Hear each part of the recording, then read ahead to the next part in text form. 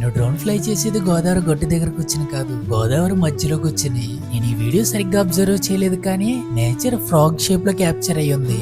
Drone ఫ్లైకి వెళ్లే ముందు రోజు మా బామ్మతితో అన్న, రేపు డ్రోన్ ఫ్లైకి వెళ్దాం, మార్నింగే వచ్చి వస్తూ సైకిల్ తీసుకుని వచ్చే అన్న. వాడు పనికి వెళ్తున్న మా తాతను ఆపేసి సైకిల్ తీసుకుని వచ్చేసాడు. అలా కోటిపల్లి రైల్వే బ్రిడ్జ్ వరకు వెళ్ళొద్దామని డ్రోన్ బ్యాగ్ వేసుకుని సైక్లింగ్ కి స్టార్ట్ అయ్యాం. తాతయ్య గారిని సైకిల్ తో మంచి క్లిప్ తీసుకుందాం అంటే తల తిప్పేసుకుంటారేటి.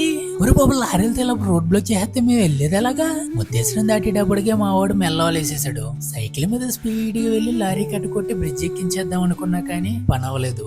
స్లోగా ఎటుకొట్టెక్కి స్పాట్ కి వచ్చేసాం. గోదావరిలో దిగి ఇంత కష్టపడి వచ్చినందుకు వర్త్ వ్యూస్ చూసాం.